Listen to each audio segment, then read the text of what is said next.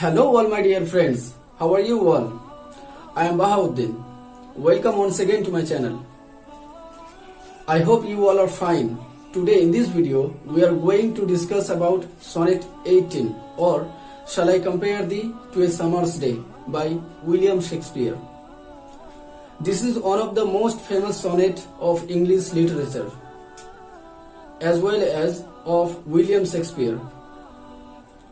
বন্ধুরা, I hope আপনারা শুনেছেন যে বাংলায় বা ভারতবর্ষে যেই রকম কবি রবীন্দ্রনাথ ঠাকুরের নাম না শুনলে বা ওনার কবিতা না পড়লে আপনি বাঙালি বা ভারতীয় হিসাবে পরিচয় দিয়ে লজ্জা পাবেন, একই রকম ভাবে ইংলিশ রাইটার পোয়েট ওদের মধ্যে একজন অন্যতম বিখ্যাত পোয়েট হলেন উইলিয়াম শেক্সপিয়ার। এটা একটা উইলিয়াম শেক্সপিয়ারের লেখা ফেমাস সনেট। আমরা সনেট নাম্বার 18টাকে অ্যানালাইসিস করার আগে আমরা একটু জেনে নেব সনেট কাকে বলা হয়। সনেট হলো 14 লাইন বিশিষ্ট একটি কবিতা। 14 লাইন বিশিষ্ট একটি কবিতা, সেটাকেই বলা হয় সনেট। ইংলিশে যদি বলেন তাহলে আপনাকে বলতে হবে এইভাবে, a poem which contains 14 lines is called a sonnet. এরপরে আমরা যেটা জানবো, এই সনেট শব্দটি কোন শব্দ থেকে অথবা কোন ভাষা থেকে এসেছে। তো শুনে রাখুন, সনেট শব্দটি এসেছে ইতালিয়ান ভাষার সনেটো নামক একটি ওয়ার্ড থেকে। ইতালিয়ান ভাষা থেকে এসেছে এবং যে ওয়ার্ডটি থেকে এসেছে সেই ওয়ার্ডটি হলো সনেটো। এখন আপনার মনের মধ্যে একটা প্রশ্ন জাগতে পারে, এই সনেট কথাটির অর্থ কি? এটাকে তো পোয়েমও বলা যেত অথবা পোয়েট্রিও বলা যেত, কিন্তু এটাকে সনেট কেন বলা হলো? সনেট ইতালিয়ানরা কোনো একটা গান অথবা মিউজিককে বোঝাবার জন্যই ব্যবহার করত, আর তাদের গানগুলো লেখা হতো 14টা লাইন দিয়ে। সেইভাবে তারা 14 লাইন বিশিষ্ট কোনো কবিতা হলেও তাকে সনেটো বলে ডাকতেন। এবারে আমরা জানবো উইলিয়াম শেক্সপিয়ারের এই সনেট নাম্বার 18টার সম্বন্ধে।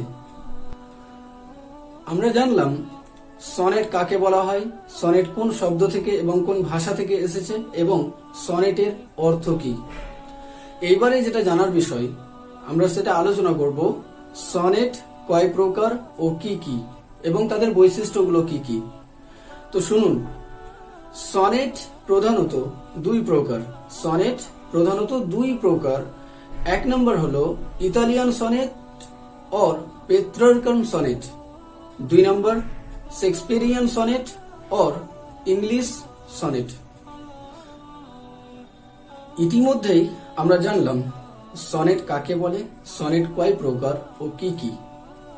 এবারে আমরা যাই প্রথম প্রকার যে সনেটটা বললাম আমি, ইতালিয়ান সনেট বা পেত্রার্কান সনেট। এই পেত্রার্কান সনেটটার বৈশিষ্ট্যগুলো একটু দেখে নেওয়া যাক। ইতালিয়ান সনেট বা পেত্রার্কান সনেটকে আবার দুটি অংশে ভাগ করা হয়। প্রথম অংশ অক্টেভ এবং দ্বিতীয় অংশ সেস্টেট। আপনি কি জানেন অক্টেভ কাকে বলে এবং সেস্টেট কাকে বলে? অক্টেভ বলা হয় ইতালিয়ান বা পেত্রার্কান সনেটের প্রথম 8টি লাইনকে। আমি প্রথমে বলেছি যে সনেট মানেই হলো 14 লাইন বিশিষ্ট কবিতা। সে ইতালিয়ান সনেট হোক অথবা ইংলিশ সনেট হোক, যে কোনো রকমই সনেট হোক না কেন, সেটাতে 14টাই লাইন থাকবে, কারণ সেটা একটি সনেট। তো এই 14টা লাইনের মধ্যে প্রথম যে 8টি লাইন থাকে, প্রথম 8টি লাইনকে বলা হয় অক্টেভ এবং পরে যে 6টি লাইন আছে, লাস্ট 6 লাইনস, এটিকে বলা হয় সেস্টেট।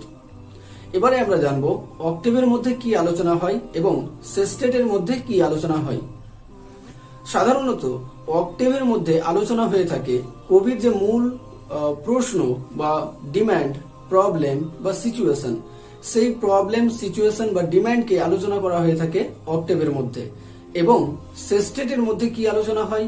সেস্টেটের মধ্যে যে অক্টেভের মধ্যে প্রবলেম, ডিমান্ড এবং সিচুয়েশন গুলো ছিল বা অক্টেভের মধ্যে যে প্রবলেম, ডিমান্ড বা সিচুয়েশনগুলো আলোচনা করা হয়ে থাকে সেই প্রবলেমের সলিউশনগুলো দেওয়া হয় সেস্টেটে, অর্থাৎ সনেটের শেষ 6টি লাইনে। এই নিয়ে আলোচনা করা হয় অক্টেভ এবং সেস্টেটকে। এবারে আমরা যাব অক্টেভের রাইম স্কিমটা কিরকম হয়ে থাকে। হয়তো আপনি পড়ে থাকবেন, কোনো ইতালিয়ান সনেট যখন পড়বেন তখন প্রথমের 8টি লাইনকে আলাদা রকম ভাবে সাজানো থাকে এবং পরের 6টি লাইনকে আলাদাভাবে সাজানো হয়ে থাকে। রাইম স্কিমটা কিরকম হয়ে থাকে ওটা আমি একটু বলে দিচ্ছি আপনাদের। অক্টেভের রাইম স্কিমটা এরকম হয়, এ বি বি এ, অর্থাৎ প্রথম লাইন চতুর্থ লাইনের সঙ্গে মিলবে এবং দ্বিতীয় লাইন তৃতীয় লাইনের সঙ্গে মিলবে। একই রকম ভাবে পরের 4টি লাইন, দ্বিতীয় যে কোয়াড্রেন্টস আছে সেটার রাইম স্কিমটা এরকম হয়ে থাকে, পঞ্চম লাইনটা অষ্টম লাইনের সঙ্গে মিলবে এবং ষষ্ঠ লাইনটা সপ্তম লাইনের সঙ্গে মিলবে। অর্থাৎ A B B A B B A, দুবার A B B A B B A, এইরকম ভাবে রাইম হয়ে থাকে অক্টেভটা। এবার আমরা জানবো সেস্টেটের রাইম স্কিমটা কিরকম হয়ে থাকে। সেস্টেটের রাইম স্কিমটা বিভিন্ন রকম ভাবে হয়, তবে বেশিরভাগ যেগুলো ইউজ হয় সেইগুলো আপনাদের সঙ্গে আমি আলোচনা করছি। সেস্টেটের রাইম স্কিমটা বেশিরভাগ সময়ে পাওয়া যায় সিডিই ইডিসি, অথবা কোনো কোনো সময় এইরকমও পাওয়া যায় সিডি সিডি ইই, আবার অনেক জায়গায় এইরকমও পাওয়া যায় সিডিই সিডিই। বিভিন্ন রকম ভাবে সেস্টেটের রাইমটা স্কিম হয়ে থাকে। এবারে আমরা পরবর্তী আলোচনার দিকে বাড়ব। ওকে ফ্রেন্ডস, তো আমরা জানলাম ইতালিয়ান সনেট বা পেত্রার্কান সনেটের বৈশিষ্ট্যগুলো। এবারে আমরা যাব শেক্সপিয়ারিয়ান সনেট ও ইংলিশ সনেট এর বৈশিষ্ট্যগুলো সম্বন্ধে জানার জন্য। শেক্সপিয়ারিয়ান সনেট और ইংলিশ সনেট এটাও দুটি ভাগে বিভক্ত থাকে, দুটি অংশে বিভক্ত থাকে। এটার প্রথম একটা অংশের নাম হলো কোয়াড্রেন্টস আর একটা কাপলেট। অর্থাৎ প্রথম 12টি লাইনকে 3টি কোয়াড্রেন্টসে লেখা হয়। কোয়াড্রেন্টস মানে হচ্ছে 4টি লাইন, 4 লাইন 4 লাইন 4 লাইন, এইরকম ভাবে 3টি কোয়াড্রেন্টসে প্রথম 12টি লাইনকে লেখা হয় এবং শেষের যে দুটো লাইন থাকে সেই দুটো লাইনকে কাপলেট লেখা হয়। তো কোয়াড্রেন্টস যে 3টি থাকে সেগুলোর রাইম স্কিম কিরকম থাকে এবং শেষে যেটা কাপলেট থাকে সেটা রাইম স্কিম কিরকম থাকে, আমরা এবার সেটা জানবো। কোয়াড্রেন্টস গুলো রাইম স্কিম এরকম ভাবে হয়ে থাকে, A B A B, C D C D, E F E F. যখন আমি আপনার এই সনেট নাম্বার 18টা অ্যানালাইসিস করব তখন এই রাইম স্কিমটা কিরকম ভাবে করতে হয় সেটাও দেখিয়ে দেব। এখন কাপলেটের আমরা রাইম স্কিমটা দেখব। কাপলেটের রাইম স্কিমটা এরকম হয়ে থাকে জি জি, অর্থাৎ দুটো লাইন একে অপরের সঙ্গে রাইমিং হয়ে থাকে। এবারে আমরা একটু উইলিয়াম শেক্সপিয়ার সম্বন্ধে জেনে নেব, যিনি এই কবিতাটা লিখেছেন। So friends, William Shakespeare was one of the most and great famous poets of English language. In his lifetime, he wrote 154 sonnets. He was born in 1564 and died 1616. All his 154 sonnets were published by Thomas Thorpe in the year 1609, and his sonnets were divided into 3 series. The name of the first series was Masculine Friendship Series. In this series we get 126 sonnet, number 1 to 126. First 126 sonnets were addressed to his friend. The name of the second series was the Dark Lady series. Sometime we hear that William Shakespeare loved a lady, but ultimately the lady deceived him. In expressing the grievance for the lady, he wrote more 26 sonnets, and those are known as the Dark Lady series sonnets. Here he wrote sonnet number 127 to sonnet number 152. These 26 sonnets were addressed to that mysterious lady, and the last 2 sonnets were addressed to Roman myth of Cupid. So friends, William Shakespeare ইংরেজি ভাষার অন্যতম একজন শ্রেষ্ঠ কবি ছিলেন, যিনি জন্মগ্রহণ করেন 1564 খ্রিস্টাব্দে এবং মৃত্যুবরণ করেন 1616 খ্রিস্টাব্দে।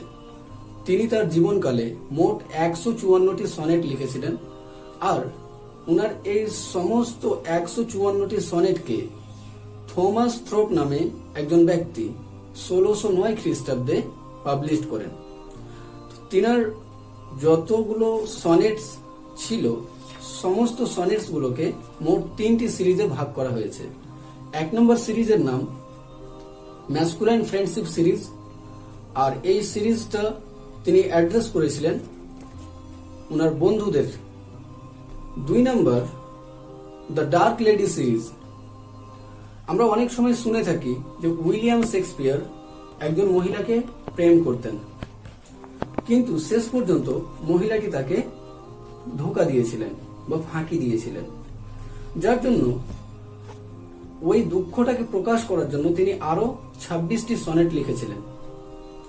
একটা কথা আরো বলে নি, উনি যে ফ্রেন্ডশিপ সিরিজটা লিখেছিলেন, ম্যাসকুলাইন ফ্রেন্ডশিপ সিরিজে 126টি সনেট ছিল, সেখানে 1 থেকে 126 নম্বর সনেট পর্যন্ত লিখেছেন তিনি, এবং তারপরে 127 থেকে 152 নম্বর যে সনেটগুলো, সেই সনেটগুলো লিখেছেন সেই মিস্টেরিয়াস লেডিকে অ্যাড্রেস করে। এবং শেষের যে সিরিজটা তার নাম হলো venous series.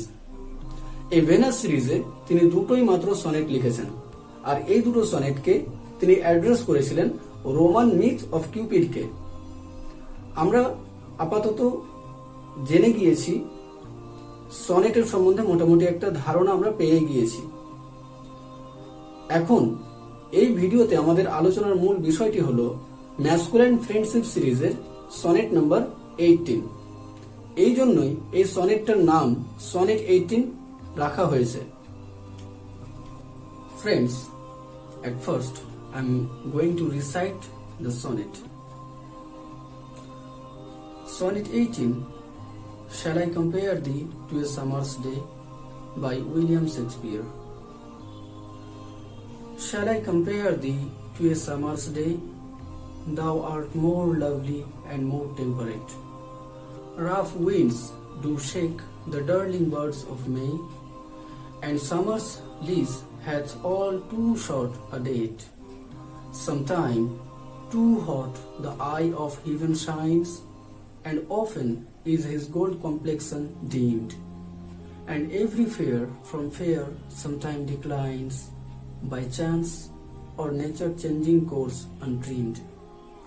But thy eternal summer shall not fade, nor lose possession of that fair thou owest, nor shall death brag thou wanderest in his shade, when in eternal lines to time thou growest. So long as men can breathe or eyes can see, so long lives this, and this gives life to thee. তো বন্ধুরা, এবার আমরা William শেক্সপিয়ারের লেখা 1 থেকে 154 নম্বর সনেটের মধ্যে 18 নম্বর অর্থাৎ 18 নম্বর সনেটটির analysis করতে যাচ্ছি। আমি প্রথমেই বলেছিলাম আপনাদের যে কবিতাটা যখন আমি পড়াবো তখন আপনাদের দেখাবো রাইমিং কিভাবে করা হয়, রাইম স্কিমগুলো কিরকম ভাবে মেলানো হয়। আমি যে বললাম অক্টেভের রাইমিং, সেস্টেটের রাইমিং, কাপলেটের রাইমিং, কোয়ার্ট্রেন্সের রাইমিং। তো এই কবিতাটা শেক্সপিয়ারিয়ান সনেট অথবা ইংলিশ সনেট। তো এই সনেটের আমি যেটা বলেছিলাম রাইমিংটা হয়ে থাকে, কোয়ার্টেন্স গুলো থাকে A B A B, C D C D, E F E F এবং লাস্টের দুটো যে কাপলেট থাকে সেটির রাইমিংটা হয়ে থাকে জি জি। তো আপনারা মিলিয়ে দেখে নিতে পারেন, আপনাদের যদি কাছে বই থাকে তাহলে বইয়ে মিলিয়ে নেন, অথবা এখানে স্ক্রিনে দেখতে পাচ্ছেন, স্ক্রিন থেকেও মিলিয়ে নিতে পারেন আপনি। প্রথম লাইনটা বলা হয়েছে shall I compare thee to a summer's day. এখানে ডে এই সাউন্ডে লাইনটা শেষ হচ্ছে। দ্বিতীয় লাইনটায় thou art more lovely and more temperate, এই লাইনটার শেষ সাউন্ড হচ্ছে টেম্পারেট।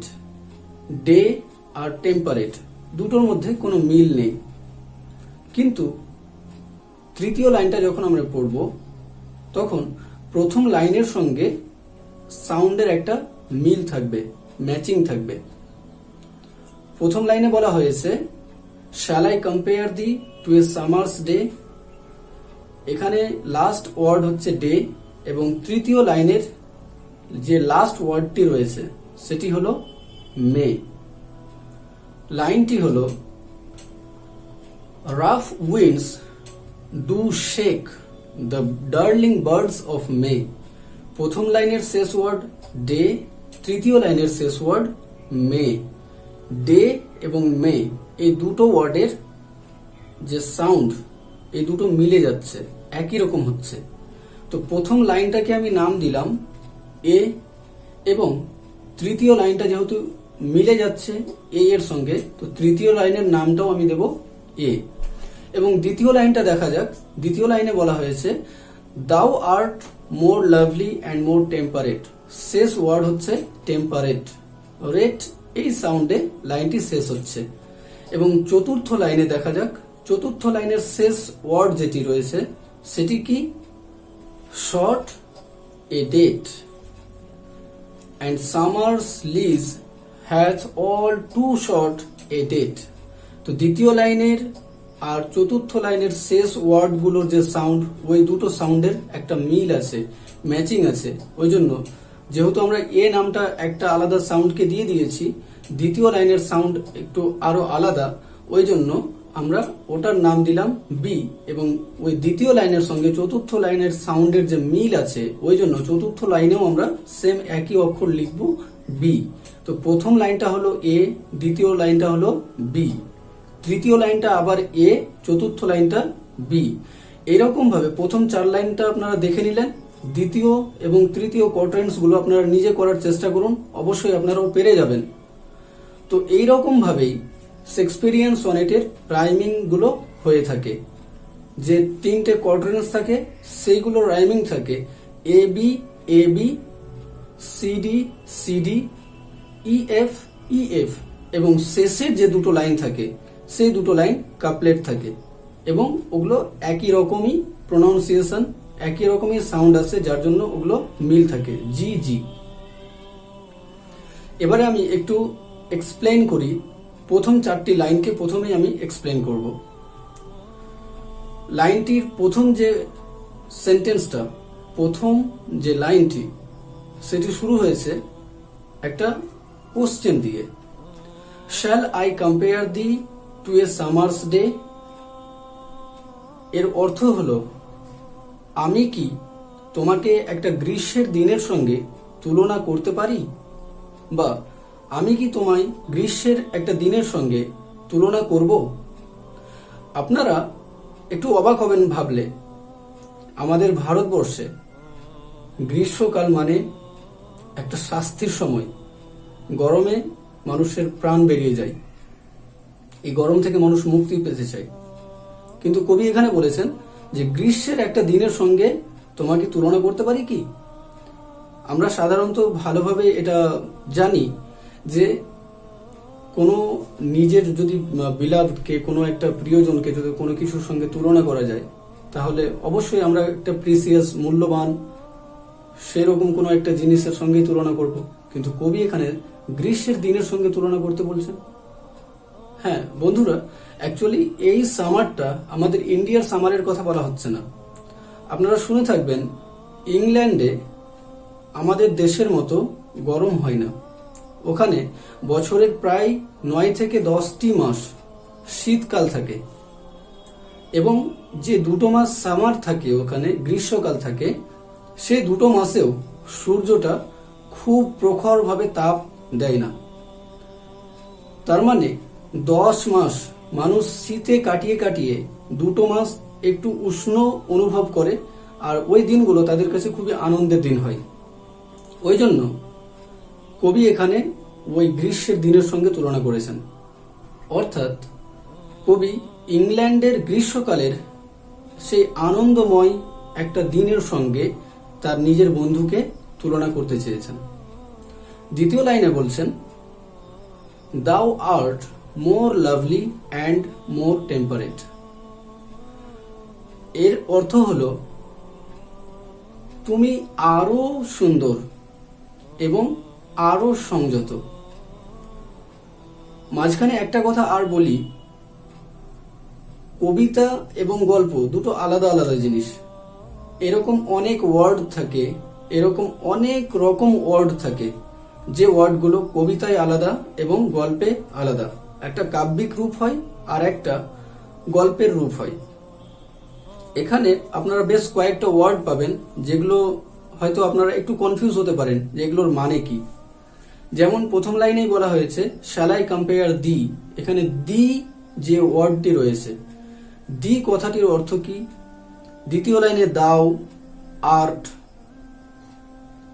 চতুর্থ লাইনে আপনি পাবেন লিজ, হ্যাথ। এরকম কয়েকটা ওয়ার্ড এখানে আছে যেগুলো কাব্যিক রূপে ব্যবহার করা হয়েছে। আমি এখানে একটা লিস্ট করে দিচ্ছি, আপনারা এই লিস্ট থেকে ভিডিওটা পজ করে এই মানেগুলো ইংলিশ এবং বাংলা উভয় ভাষাতেই লিখে নিতে পারেন এবং এগুলো পরবর্তীতেও আপনাদের অনেক কাজে আসবে। তো আমি এখানে বেশি সময় নষ্ট না করে সোজা যাচ্ছি তৃতীয় লাইনের এক্সপ্লেনেশনে। প্রথম লাইনে কবি বললেন, আমি কি তোমাকে গ্রীষ্মের একটা দিনের সঙ্গে তুলনা করতে পারি? এখানে প্রশ্ন করছেন। দ্বিতীয় লাইনে উনি নিজেই একটা নেগেটিভ অ্যান্সার দিচ্ছেন, না, দাও আর্ট মোর লাভলি। কবি প্রথমে বললেন গ্রীষ্মের দিনটা একটা আনন্দের দিন, একটা ভালো দিন, একটা মূল্যবান ওদের কাছে সময়।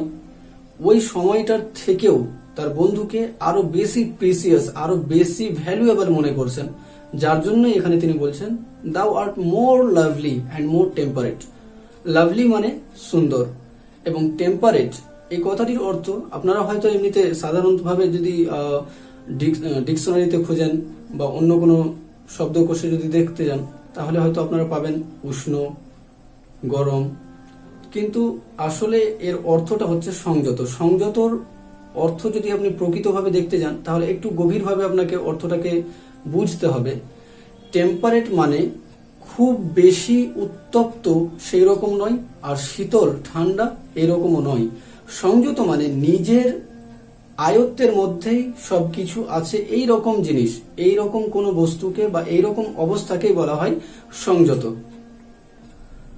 তৃতীয় লাইনে কবি বলছেন, rough winds do shake the darling birds of May. Rough মানে হচ্ছে উগ্র, আর উইন্ডস মানে বাতাস।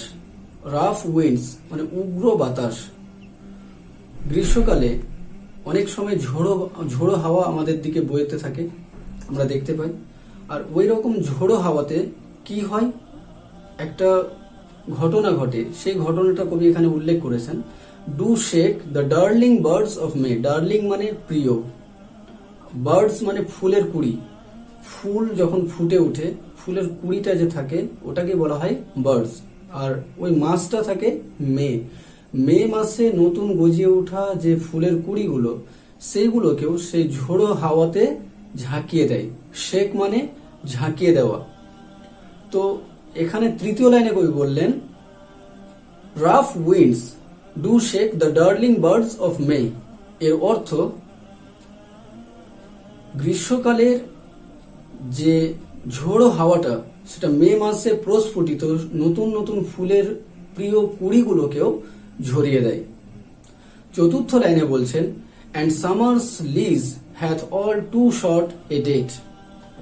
সামার মানে গ্রীষ্মকাল, লিজ মানে বরাদ্দকৃত সময়।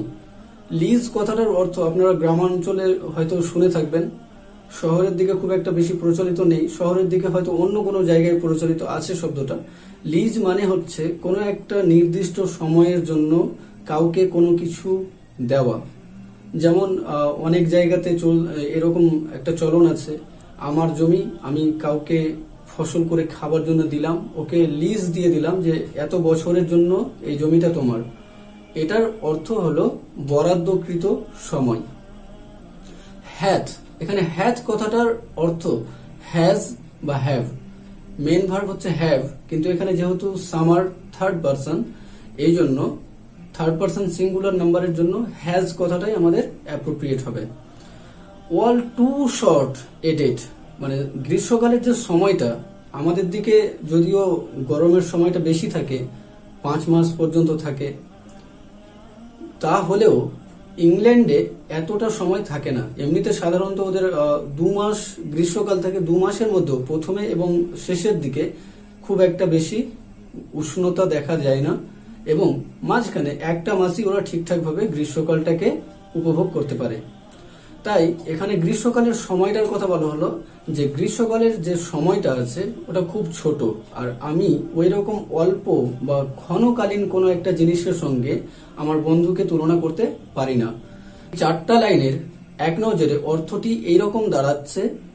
প্রথম লাইন, আমি কি তোমায় গ্রীষ্মকালের একটা দিনের সঙ্গে তুলনা করতে পারি। দ্বিতীয় লাইনে বলছেন, তুমি আরো বেশি সুন্দর এবং আরো সংযত। তৃতীয় লাইনে বলছেন কারণটা, কেন গ্রীষ্মকালের থেকে বেশি সংযত। গ্রীষ্মকালের যে ঝোড়ো হাওয়া সেটা মে মাসে প্রস্ফুটিত নতুন নতুন ফুলের কুড়িগুলোকে, প্রিয় ফুলের কুড়িগুলোকে ঝরিয়ে দেয়। এবং চতুর্থ লাইনে বলছেন গ্রীষ্মকালের যে সময়টা রয়েছে, গ্রীষ্মকাল থাকার যে একটা বরাদ্দকৃত সময় রয়েছে সেটা অল্প দিনের, সেটা ক্ষণকালীন। এই হলো প্রথম কোয়াড্রেন্টসের অ্যানালাইসিস। এখানকার মধ্যে যে আননোন ওয়ার্ডগুলো আছে সেগুলো আপনারা আশা করছি কালেক্ট করেছেন। যদি না করে থাকেন তাহলে ভিডিওটা রিপিট করে কালেক্ট করে নেবেন। এর পরের কোয়াড্রেন্টস আমি একটু আগে পড়ে নিই। Sometime too hot the eye of heaven shines, and often is his gold complexion dimmed, and every fair from fair sometime declines, by chance or nature's changing course untrimmed. Sometime too hot the eye of heaven shine. এর অর্থ হলো কিছু কিছু সময়, কোনো কোনো সময়, too hot, TOO, এটার অর্থ অত্যন্ত বা খুবই। হট মানে গরম, মানে কোনো কোনো সময় গ্রীষ্মকালের দিনটা প্রচন্ড তাপ বা কিরণ দেয়, খুবই বেশি গরম অনুভব হয়। দ্য আই অফ হিভেন, এই কথাটির অর্থ সূর্য। হিভেন মানে আকাশ, আই মানে চোখ। আকাশের চোখ বলতে এখানে সূর্যকে বোঝানো হয়েছে। তো কোনো কোনো সময় এই সূর্যটা অত্যন্ত প্রখর তাপ দেয় এবং সাইন্স মানে কিরণ দেয়। উত্তপ্ত ভাবে কিরণ দেওয়া, এটাকেই বলা হয়েছে যে কোনো কোনো সময় সূর্যটা খুবই বেশি উত্তপ্ত ভাবে কিরণ দিয়ে থাকে। তারপরের লাইনে কি বলেছেন, and often is his gold complex deemed. Often মানে প্রায়, গোল্ড মানে সোনালী বা সোনা, কমপ্লেক্সন মানে শরীরের যে বর্ণ কালার থাকে, এখানে শরীরের কালার বোঝানো হয়নি, সূর্যের আলোর যে কিরণ, ওই কিরণের যে কালারটা সোনালী বর্ণের যে কালার, ওই কালারটাকে বলা হয় গোল্ড কমপ্লেক্সন। ডিমড, ডিম কথাটার অর্থ হলো নিভু নিভু মানে কমে যাওয়া। কোনো একটা লাইট আপনাদের যখন জ্বলবে, লাইটটা যদি অল্প জ্বলে তাহলে আলোটা কম দেবে, তো ওই রকম কম জ্বলা বা কম আলোকেই বলা হয় ডিম লাইট। অর্থাৎ সূর্যের যে আলোটা এটা সারা দিন একই রকম ভাবে উজ্জ্বল হয়ে থাকে না। সকালবেলা কম, সন্ধ্যাবেলা কম, রাতে মোটেই নেই এবং দিনের বেলা আলোটা ঠিকঠাক ভাবে দিয়ে থাকে। তো সূর্যের যে নেগেটিভ পয়েন্টগুলো সেগুলো কবি এখন বলছেন যে কিছু কিছু সময় সূর্য খুবই উত্তপ্ত ভাবে কিরণ দেয়, আবার ওর যে আলোটা এটা ধীরে ধীরে কমে যায়, ডিমড হয়ে যায়, আলোটা কমে যায়। তারপরের লাইনে কবি বলছেন and every fair from fair sometime declines. প্রত্যেকটা সুন্দর জিনিস তার সৌন্দর্যকে একবার হারিয়ে ফেলে, আজ হোক বা কাল, যখনই হোক। একটা মানুষের সঙ্গেই যদি তুলনা করেন তাহলে মানুষ জন্ম থেকে মৃত্যু পর্যন্ত তার সৌন্দর্যটা একই রকম ভাবে টিকিয়ে রাখতে পারে না। এটা কোনো মানুষের বা কোনো জীব, কোনো বস্তুরই পক্ষে সম্ভব নয় যে জন্মের সময় যে সৌন্দর্যটা থাকবে মৃত্যুর সময় বা ধ্বংসের সময়ও সেই সৌন্দর্যটাই থাকবে, এটা কখনোই সম্ভব হয়ে উঠতে পারেনি। কবি এই কথাটাই এখানে বোঝাতে চেয়েছেন যে প্রত্যেকটা সুন্দর জিনিস তার সৌন্দর্য একদিন হারিয়ে ফেলে। এখানের অর্থগুলো হচ্ছে এভরি মানে হচ্ছে প্রত্যেক, ফেয়ার মানে সুন্দর বা ভালো, আবার বলেছে ফেয়ার এটার মানেও সুন্দর। তো এখানে একটা অ্যাডজেক্টিভ একটা নাউন ফর্মে ইউজ করা হয়েছে। সামটাইমস মানে কোনো একটা সময়, ডিক্লাইন্স মানে শেষ হয়ে যায়। শেষ হয়ে যাওয়া বলতে ক্ষয় হয়ে যাওয়া। এবার এই ঘটনাটা বাই চান্স অর্থাৎ হঠাৎ হতে পারে অথবা nature changing course untrimmed. By chance কথাটির অর্থ হলো হঠাৎ হঠাৎ কোনো কিছু হয়ে যাওয়া। সাপোজ মনে করেন আমার সৌন্দর্য যেটুকুই আছে, যতটাই আছে, হঠাৎ আমি কোনো জায়গায় অ্যাক্সিডেন্ট হয়ে গেলাম বা কোনো একটা অঘটন ঘটে গেল আমার সঙ্গে, তাহলে কি হবে যে অ্যাক্সিডেন্টের ফলে হঠাৎ দেখা যাচ্ছে যে আমার 5 মিনিট আগে যে চেহারাটা ছিল 5 মিনিট পরে ওই সৌন্দর্যটা আর থাকলো না, অন্য কিছু হয়ে গেল, অন্য কোনো রকম হয়ে গেল। তো এই রকম ঘটনার ক্ষেত্রে এই বাই চান্স কথাটা ইউজ করা হয়েছে। অথবা যদি এরকম কোনো অঘটন না ঘটে তাহলে নেচার চেঞ্জিং কোর্স, প্রকৃতির যে পরিবর্তনের একটা ধারা আছে। পৃথিবী গতিশীল, আমরা জানি পৃথিবীর প্রত্যেকটা জিনিসই একদিক থেকে অন্য দিকে বয়ে যায় আর এক জায়গায় একই রকম ভাবে স্থির থাকে না। ধীরে ধীরে ধীরে ধীরে আকার পরিবর্তন হয়, ওর ফিগার পরিবর্তন হয়, সবকিছুই পরিবর্তন হতে থাকে। তো পৃথিবীর যে প্রকৃতির পরিবর্তনের ধারা রয়েছে এই ধারায় হয়তো তার সৌন্দর্যটা একদিন ধীরে ধীরে ধীরে ধীরে শেষ হয়ে যাবে। আনট্রিমড কথাটার অর্থ হচ্ছে অগোছালো। দ্বিতীয় কোয়ার্টেন্সের মানেটা আমরা এইটাই পেলাম যে কিছু কিছু সময় সূর্য খুবই প্রখরভাবে তাপ দেয়, কিরণ দেয়, আর প্রায় এর যে আলোটা, এর যে রোশনিটা কমে যায়, প্রত্যেক দিনই কমে যায়। প্রত্যেকটা সুন্দর জিনিস তার সৌন্দর্য একদিন হারিয়ে ফেলে, হয়তো হঠাৎ অথবা প্রকৃতির পরিবর্তনের ধারা অনুযায়ী। এবার পরের লাইনে বলেছেন, পরের কোয়ার্টেন্স, এটা 3 নম্বর কোয়ার্টেন্স। এখানে বলা হয়েছে but thy eternal summer shall not fade. But কিন্তু, দাই তোমার, ইটারনাল অমর, সামার গ্রীষ্মকাল, শ্যাল নট ফেড শেষ হবে না, ফেড হবে না। এর অর্থ হলো কবি বলছেন তার বন্ধুকে যে তোমার মধ্যে যে গ্রীষ্মটা রয়েছে, তোমার মধ্যে যে উষ্ণতা রয়েছে সেটা কখনোই শেষ হবে না। Nor lose possession of that fair thou worst.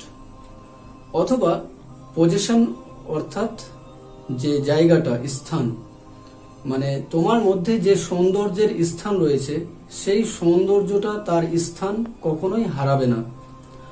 Worst মানে থাকা, আর দাও মানে তুমি, মানে তোমার মধ্যে যে সৌন্দর্যের জায়গাটা রয়েছে, সৌন্দর্যের স্থানটা রয়েছে, সেই সৌন্দর্যটা তার স্থান কখনোই হারাবে না, তার পজিশনটা কখনোই হারাবে না। নর শ্যাল ডেথ ব্র্যাগ দাও ওয়ান্ডারেস্ট ইন হিজ শেড। কবি এবারে বলছেন যে এমন কি ডেথ অর্থাৎ মৃত্যু। ব্র্যাক দাও অন্ডারেস্ট ইন হিজ শেড, মানে মৃত্যুও এই সৌন্দর্যটাকে তার ছায়ায় ঢেকে দিতে পারবে না। এই লাইনটার মানেটা হলো কবির বন্ধুর যে সৌন্দর্য রয়েছে সেই সৌন্দর্যটাকে এমনকি মৃত্যু পর্যন্ত তার ছায়ায় ঢেকে নিতে পারবে না। এর পরের লাইনে কবি বলছেন, when in eternal lines to time thou growest। Eternal মানে চিরন্তন বা অমর। তো when এই লাইনগুলোর কথা কবি বলছেন যে যখন যখন এই লাইনটা, এই কবিতাটা মানুষের কাছে সময় পাবে, মানে যতক্ষণ পর্যন্ত, যতদিন পর্যন্ত মানুষ এই কবিতাটাকে পড়বে, এই কবিতার জন্য সময় দেবে, ততদিন পর্যন্ত কবিকে এবং কবির বন্ধুকে মানুষ মনে করবেন। এবং মনে রাখা মানেই মানুষের বেঁচে থাকা। কবি এই জন্যই উপরের লাইনগুলোতে তার বন্ধুকে বলেছেন যে যতদিন পর্যন্ত আমার এই লাইনগুলো বেঁচে থাকবে ততদিন পর্যন্ত তুমি বেঁচে থাকবে, সুতরাং মৃত্যুর যে ছায়াটা তোমাকে ঢেকে রাখতে পারবে না। এই কথাটাই কবি বলেছেন। এখানে যে 3 নম্বর লাইনটা বলেছে মৃত্যু ছায়া তোমাকে কখনোই ঢাকতে পারবে না, চতুর্থ লাইনে বলছেন যে তোমার এই ইটারনাল লাইনটা, তোমার নামে উৎসর্গ করা আমার এই কবিতার ইটারনাল চিরন্তন অমর লাইনগুলো যতদিন থাকবে তোমার সৌন্দর্য বাড়তেই থাকবে। এই দুটো লাইনের যে এক্সপ্লেনেশন কবি এর পরের লাইনে দিয়েছেন, পরের লাইনগুলোতে কি করে এটা সম্ভব হবে। পরের দুটো যে কাপলেট লাইন আছে সেই কাপলেট লাইনগুলোতে কবি বললেন, so long as men can breathe or eyes can see, so long lives this and this gives life to thee। এর অর্থ so long as men can breathe, ততদিন পর্যন্ত, যতদিন পর্যন্ত মানুষ শ্বাস নেবে, or eyes can see, অথবা যতদিন মানুষ তার চোখে দেখতে পাবে, so long lives this, ততদিন পর্যন্ত আমার এই কবিতাটা, দিস বলতে এই পোয়েমটার কথা, এই সনেটটার কথা বোঝানো হয়েছে যে যতদিন পর্যন্ত মানুষ চোখে দেখতে পাবে অথবা শ্বাস নেবে ততদিন পর্যন্ত আমার এই কবিতাটাও বেঁচে থাকবে, মানে তারা পড়বে অথবা দেখবে।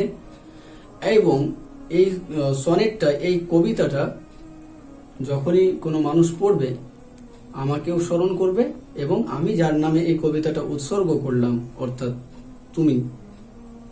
তুমিও সারা জীবনের জন্যই স্মরণীয় হয়ে থেকে যাবে। তো যতদিন মানুষ তোমাকে আলোচনা করবে, তোমার সৌন্দর্যের কথা আলোচনা হবে, তোমার সৌন্দর্যটা ধীরে ধীরে বাড়তেই থাকবে, মানুষ যতদিন দেখতে পাবে, শ্বাস নেবে, ততদিন পর্যন্ত আমার কবিতা বাঁচবে। আর এই কবিতাটা বাঁচা মানে তোমার সৌন্দর্যটাও বেঁচে থাকবে। কবি এইভাবেই তার বন্ধুকে এইরকম অমর একটা কবিতা উৎসর্গ করেছেন। আশা করছি আপনারা খুব ভালোভাবে বুঝতে পেরেছেন। যদি কোনো কিছু বুঝতে অসুবিধা হয়, যদি কোনো জায়গায় কোনো রকম কনফিউশন আসে, তাহলে ভিডিওটি আর একবার দেখুন, হয়তো বুঝতে পারবেন। তারপরেও যদি না বুঝতে পারেন তাহলে আপনি আমার কমেন্ট বক্সে কমেন্ট করতে পারেন, আমি অবশ্যই চেষ্টা করব তার সলিউশন দিয়ে দেওয়ার। তো এই ভিডিওতে এই পর্যন্তই। পরবর্তী ভিডিওতে এর থেকেও আরো ইন্টারেস্টিং একটা গল্প নিয়ে, আপনাদের ক্লাসেরই একটা গল্প নিয়ে আমি উপস্থিত হব খুব শীঘ্রই। ততদিন পর্যন্ত ভালো থাকুন, সুস্থ থাকুন। আমার চ্যানেলটিকে সাবস্ক্রাইব করতে ভুলবেন না এবং পাশে থাকা বেল আইকনটিও অবশ্যই প্রেস করবেন। ভিডিওটি ভালো লাগলে লাইক করবেন এবং আপনার বন্ধুদের সঙ্গে শেয়ারও করবেন। টাটা।